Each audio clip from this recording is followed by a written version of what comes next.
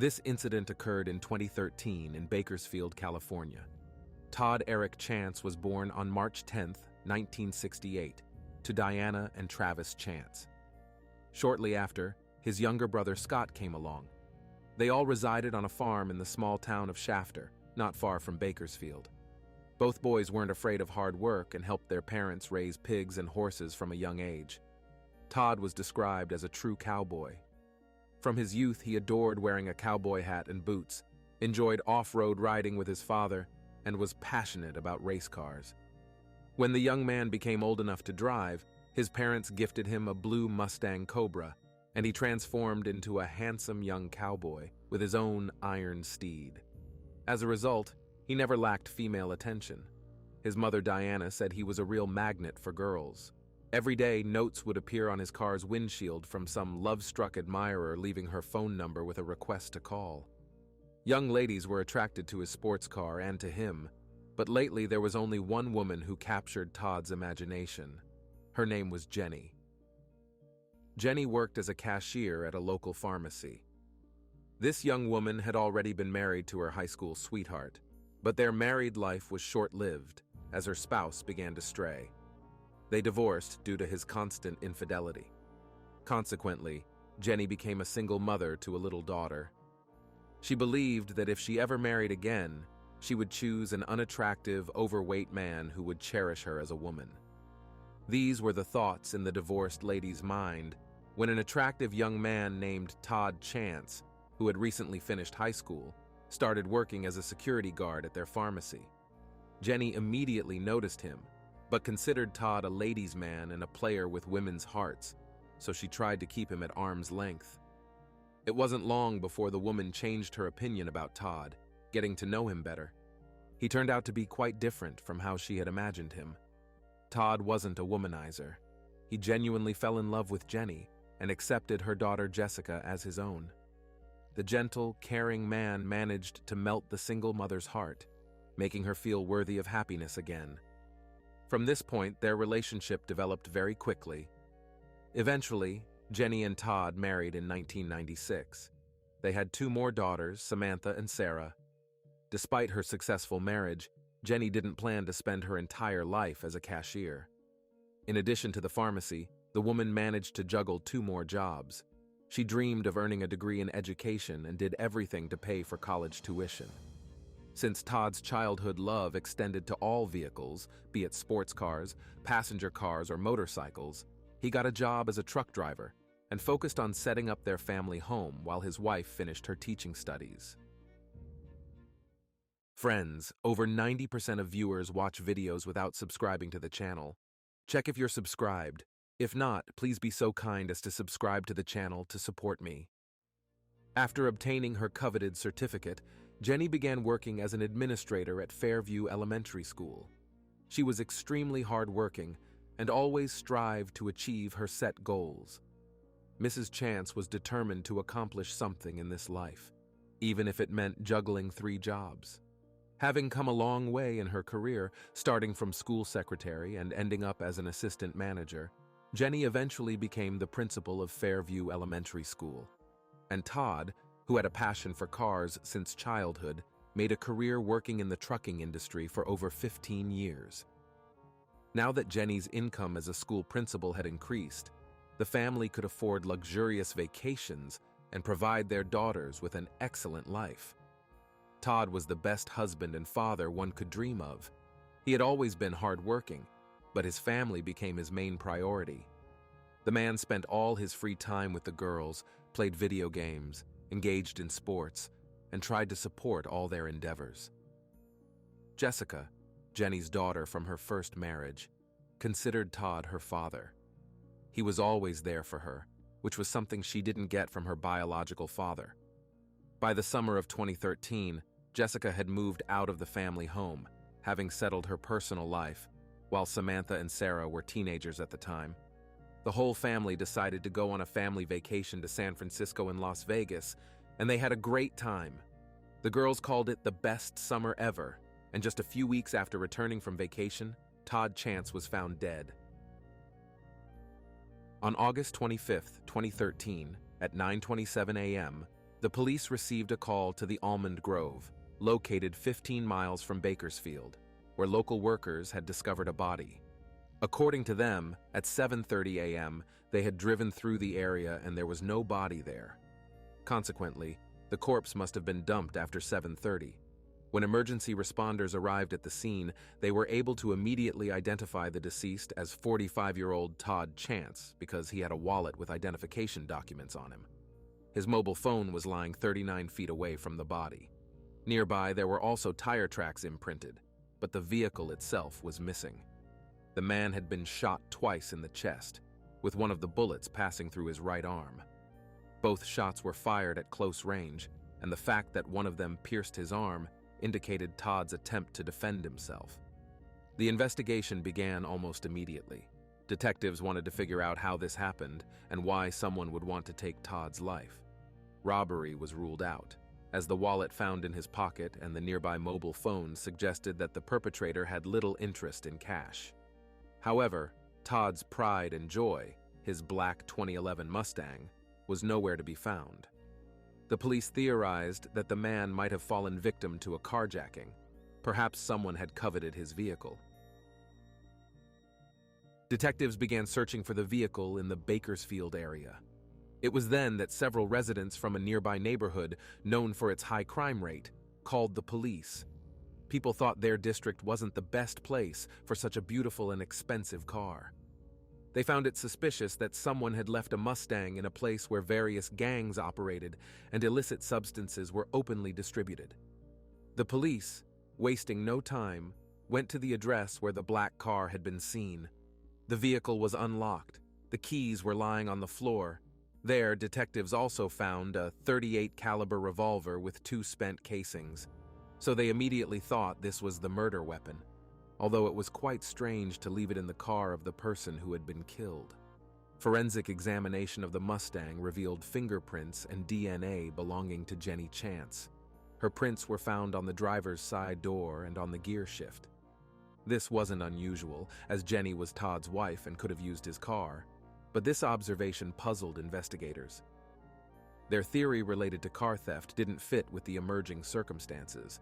What was the point of stealing a Mustang, shooting the driver, only to then abandon the vehicle unlocked and with the keys inside? Detectives took a dirt sample from the floor mat and a swab from the front seat, but all the additional information obtained only disproved their carjacking theory. The black Mustang meant a lot to Todd Chance. It's safe to say it was his 4th child, which he cared for, cherished, and nurtured. And he would never have voluntarily left the car in such a questionable place. Everything pointed to a targeted attack on Todd. Someone clearly wanted him dead. Most likely the perpetrators left Todd's car in this remote area to mislead investigators. The coroner, after conducting an autopsy, described the incident as a planned execution. According to the report, Todd died within 10 minutes, and since the shots were fired from just a few inches away, either wound could have been fatal. Now the authorities had a new theory. The theory was that he was actually shot in his own car, and then the body was dumped in the almond grove. He was already dead when he was left there. After Todd was found, his shoes were spotlessly clean, and the grove was quite dusty. If he had walked through it, his sneakers would have been dusty too. Later that day, police went to the Chance family home to inform Jenny that her husband had been found shot dead. Soon, Todd's 3 daughters and parents also learned this tragic news, and they were all in complete shock. Who needed to take the life of a man uninvolved in any questionable dealings? Todd didn't gamble, didn't use illegal substances. He was a quiet family man who spent all his time with his family. Jessica, Jenny's daughter from her first marriage, said that Todd had been in her life since she was 4 years old. He was her father, her friend, and one of the closest people to her. Jenny herself managed to stay calm and composed during this emotionally turbulent time for their family. She did everything possible to assist the police. She provided phone records, bank statements, and recounted the events of that morning. According to the woman, Todd left the house between 7:30 and 8 a.m. He told his wife he was going to a gun show with his father, Travis. Like his father, Todd was a big fan and collector of firearms. Jenny herself was working at home on the computer that morning while their two daughters slept, and the girls also confirmed her words, saying they saw their mom at the laptop around 9:30 or 10 a.m. The police also asked Jenny to check Todd's gun safe and collection to ensure no weapons were missing. Turns out the .38 caliber pistol was missing.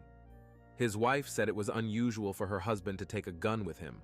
Perhaps Todd wanted to sell it or make a trade, considering he was heading to an exhibition where there are always plenty of gun enthusiasts.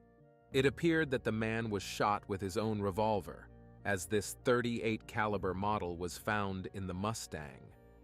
The next step detectives took was to question people who knew the deceased's family, and here strange inconsistencies began to appear in the investigation.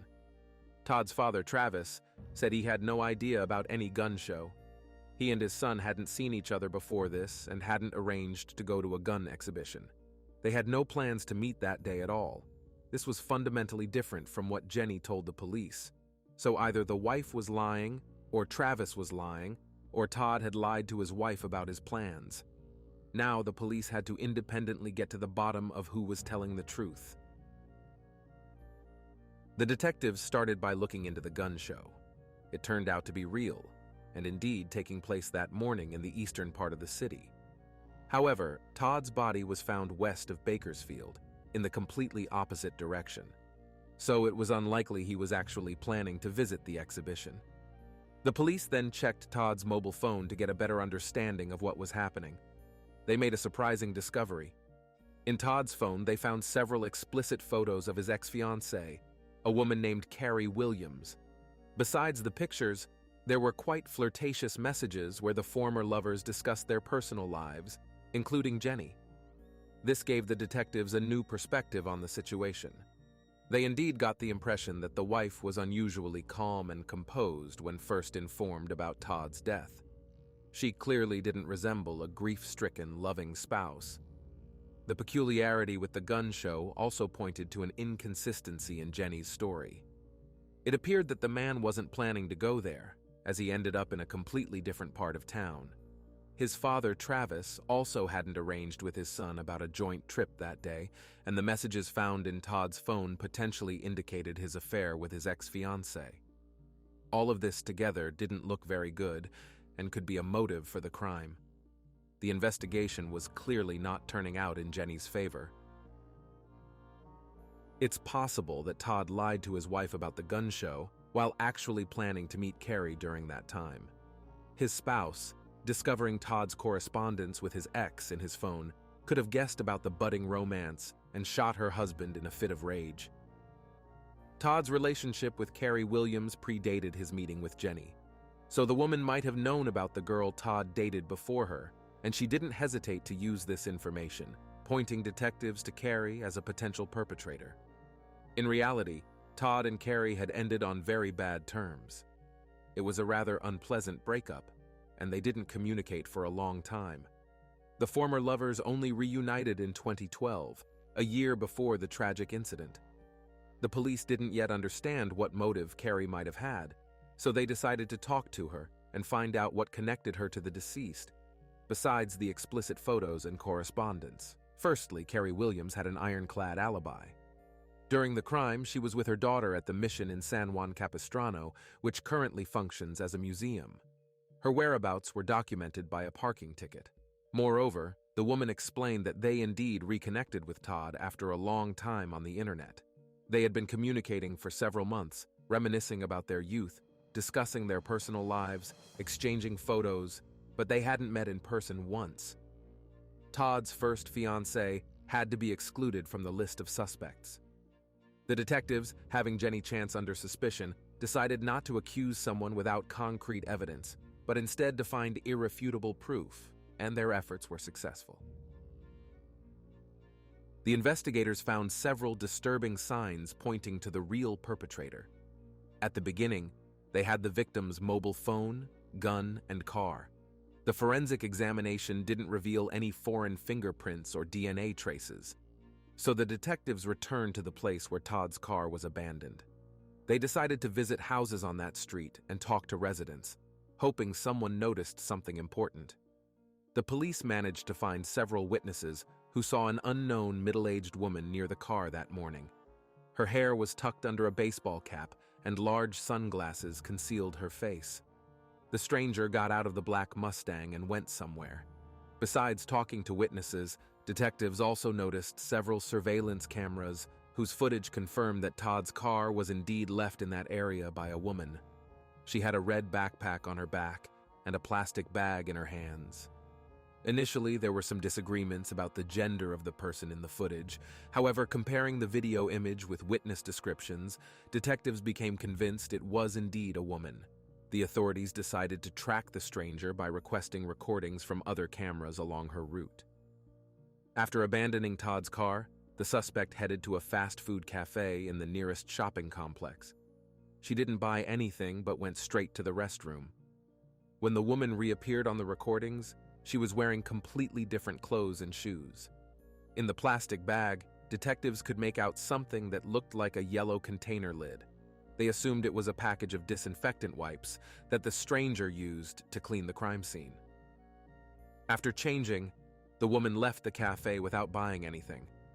A few seconds later, a surveillance camera near the waste containers captured her. She made a quick hand gesture as if throwing something away. At 9:22 a.m., she was spotted in a supermarket where the suspect used a payphone to call a taxi.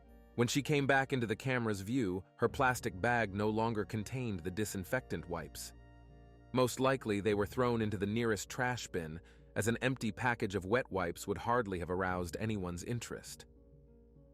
The next series of surveillance camera footage showed the woman getting into the arrived taxi, and around 10 a.m., the taxi stopped at the Chance residence and dropped someone off.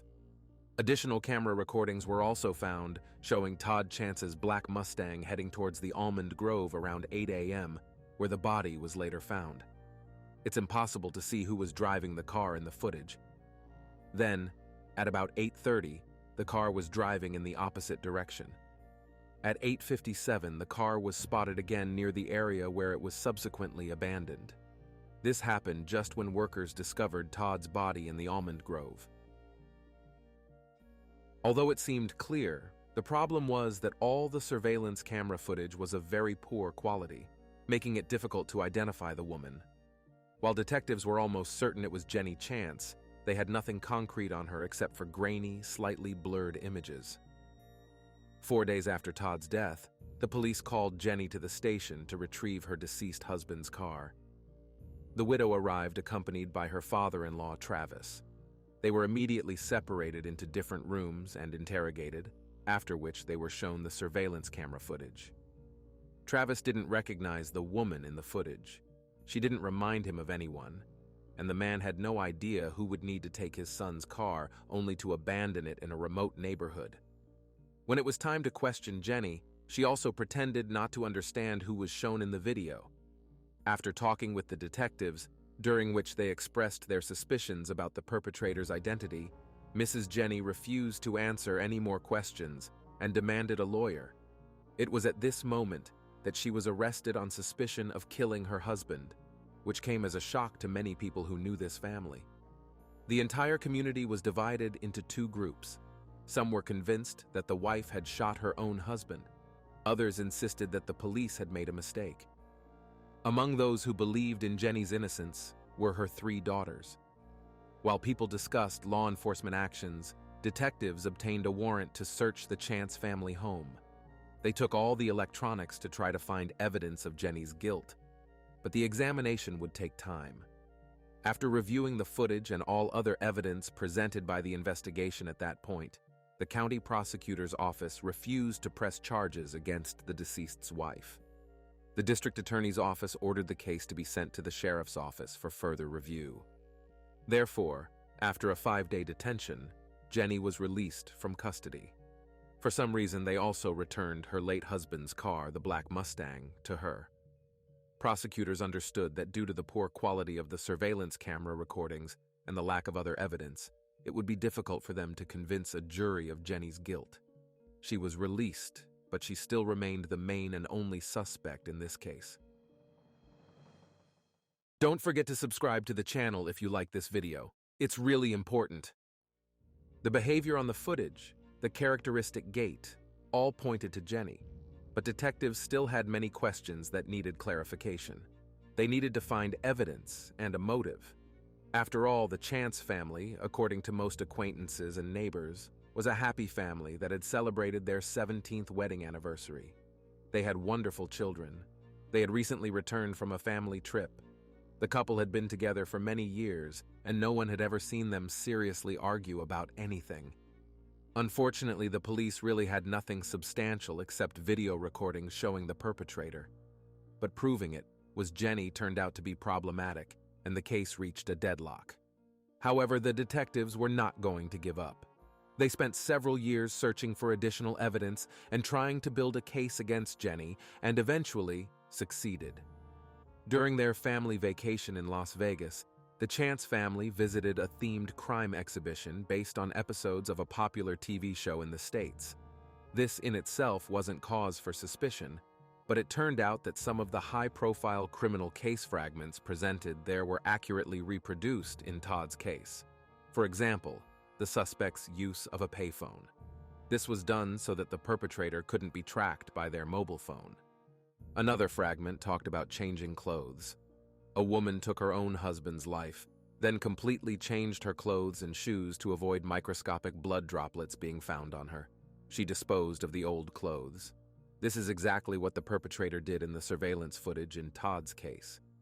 It seemed that Jenny used this family vacation as inspiration and training on how she could take her husband's life and get away with it. But this isn't all the information the police managed to gather. In Todd's car, Jenny's fingerprints were found on the driver's door and her DNA on the gear shift. However, the woman insisted that she never drove her husband's car because it had a manual transmission. A legitimate question arose. How then could her prints have been left on the driver's side? Detectives also found surveillance footage showing Jenny in her usual appearance a few weeks before the incident, making a purchase at a supermarket and trying to find out from the salesperson where she could use a payphone. This is strange, since the woman had 2 mobile phones, so for what purpose would she need a payphone?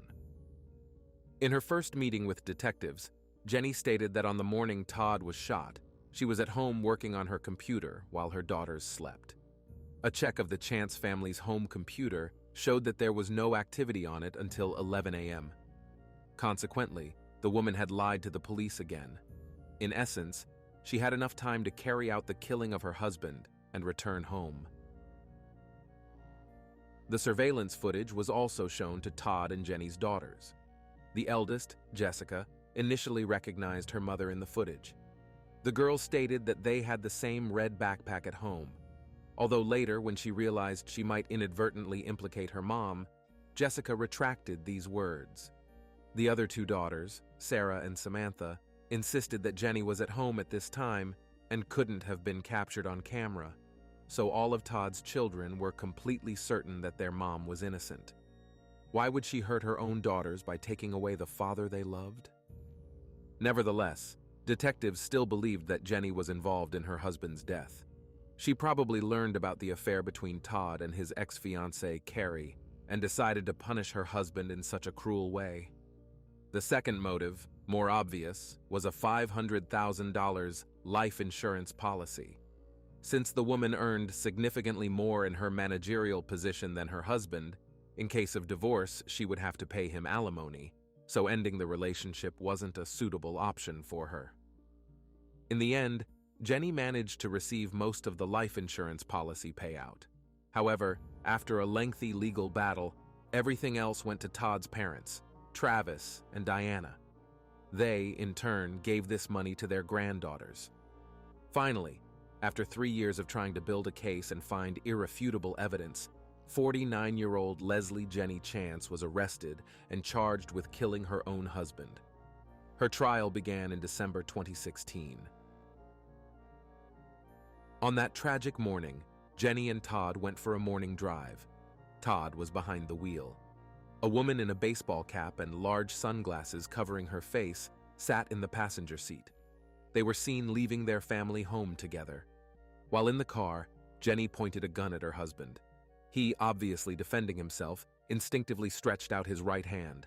The bullet pierced the skin and muscles of his palm and hit his chest on the right side. Then the enraged wife, in close proximity to her victim, pulled the trigger again. After that, she dragged the lifeless body out of the car and dumped it in the almond grove. Most likely, Jenny didn't expect Todd to be found so quickly. After driving the Mustang to a troubled neighborhood, the woman wiped all surfaces in the car with disinfectant wipes she had brought with her. She left the gun on the floor, the keys on the seat, and simply walked away, hoping no one would notice her. Perhaps she wanted the car to be stolen. This would have further confused the investigation. The only thing Jenny didn't account for was that vigilant residents of the neighborhood would immediately report the abandoned Mustang to the police. Mrs. Jenny's lawyers relied on the alibi provided by her daughters, but Jenny herself initially said that the girls were asleep while she was working on the computer, so the alibi was deemed unconvincing. Real physical evidence that the woman was home that morning could have been her computer, but analysis showed there was no activity on it until 11 a.m. Jenny's own statement in court boiled down to her loving her husband and having no idea about his virtual romance with his ex-fiancée, Carrie Williams. The widow insisted that she was the main breadwinner of the family, so she didn't need Todd's insurance policy. Then Jenny admitted that she had very poor eyesight but never wore contact lenses, only regular glasses, and the stranger in the surveillance footage was wearing sunglasses. If it had been Jenny, she simply wouldn't have been able to see anything. However, prosecutors provided factual evidence that Mrs. Jenny had ordered contact lenses a month before her husband's death, and Jenny was caught in another lie. However, this didn't stop the woman, because in her first interview after the trial, she again told reporters about her poor eyesight and lack of contact lenses. After a prolonged court battle lasting 5 weeks on January 31st, 2020, the jury returned a guilty verdict, which came as a huge shock to Jenny and her entire family. She never expected to be found guilty of this crime, and her daughters held the same opinion. The sentence was handed down only in September 2020. The judge sentenced Leslie Jenny Chance to a term of 50 years to life in prison, 25 years for killing her husband Todd Chance, and 25 years for using a firearm. Despite this, the woman still claims her innocence and has given numerous interviews where she tries to convince people that she was wrongfully convicted. Jenny attempted to appeal the verdict in January 2023, but it was upheld. Now she will not be eligible for parole until 2041. Family and acquaintances are still debating whether Jenny is guilty of her husband's death. One of the main points of contention in the case is that no blood traces were found in the car. It seems incredible that the woman could have cleaned the interior so thoroughly while still leaving her fingerprints on the gear shift. The second contentious point was that the authorities did not check what exactly the perpetrator threw into the dumpster, as these items could have become significant evidence in the case. On the other hand, Todd Chance was a simple man who spent all his time with his family. He didn't have vast wealth or real affairs on the side, if you don't count the correspondence with his ex-fiancée. So who really needed to take his life? This is the end of the story. Like the video and leave your thoughts in the comments. This was Jeremy. See you soon.